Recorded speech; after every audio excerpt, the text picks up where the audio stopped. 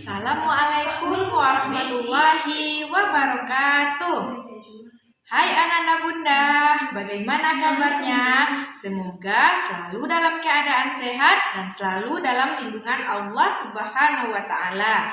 Baiklah, kembali lagi bersama Bunda Tika dalam pembelajaran tema. Nah, sudah siap anak-anak bunda untuk belajar? Let's go! Nah, kita akan membahas tentang properti dalam tarian. Untuk mengenal properti tarian, maka hal yang pertama harus kita ketahui yaitu tari kreasi daerah memiliki unsur-unsur tari yang harus dipenuhi. Salah satunya adalah properti tari. Nah, properti tari ini merupakan perlengkapan yang digunakan oleh penari ketika menari atau menampilkan suatu tarian. Lalu, properti yang digunakan ketika menari bermacam-macam. Misalnya, ada pedang, kipas, selendang, tombak, garis, payung, dan topeng. Nah, ini merupakan jenis-jenis properti yang dapat digunakan dan mencirikan suatu tarian tersebut. Jadi, dapat kita simpulkan bahwa properti tari merupakan segala perlengkapan dan peralatan yang digunakan ketika pertunjukan suatu tarian. Jadi, dari yang disebutkan macam-macam jenis properti tadi, maka setiap jenis tarian yang menggunakan properti tarinya yaitu akan berbeda. Mengapa?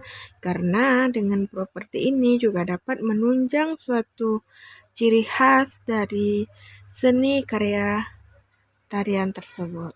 Nah, lalu apa fungsi properti tari? Yang pertama, fungsi properti tari ini ialah untuk membantu penari menyampaikan maksud dari gerakan tari yang dilakukan. Yang kedua, properti tari dipilih berdasarkan tema, seperti yang Bunda jelaskan tadi. Misalnya, bertema peperangan, sehingga properti yang digunakan ialah berbentuk tombak, garis, atau pedang. Nah, di sini dijelaskan kembali properti tari itu sebagai perlengkapan. Nah, diingat kembali bahwa properti tari berfungsi untuk membedakan jenis tarian dan sebagai aksesoris untuk penari. Adapun unsur-unsur yang harus dipersiapkan dalam peragaan tari, yang pertama, sebelum melakukan peragaan tari, maka diperlukan beberapa persiapan atau yang disebut dengan unsur-unsur tari. Jadi, peragaan tari akan berjalan lancar jika unsur-unsur tarian tersebut telah terpenuhi. Nah, berikut ini ialah unsur-unsur tari yang harus dipersiapkan sebelum peragaan tari. Yang pertama yaitu sudah pasti ya, gerakan tarian tersebut. Lalu kedua, properti.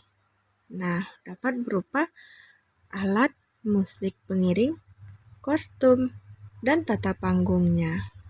Nah, melalui gambar di dalam video ini dapat kita lihat yang mana unsur-unsurnya yaitu dapat berupa yang pertama gerakan tari, kostumnya, tata panggungnya, apakah di dalam ruangan atau di luar ya, indoor ataupun outdoor. Lalu propertinya yaitu selendang dan musik pengiring lagu untuk gerakan tarian tersebut.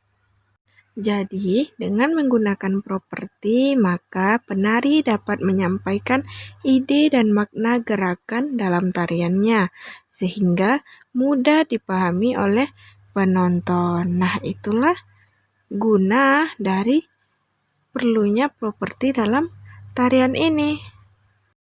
Lalu selanjutnya ini adalah contoh penggunaan properti dalam tarian. Nah, yang pertama, gambar yang paling kiri ya. Nah, ini merupakan tarian serimpi ya, yang berasal dari Yogyakarta, yang mana Properti yang digunakan untuk tari serimpi ini ialah selendang, seperti yang tampak pada gambar.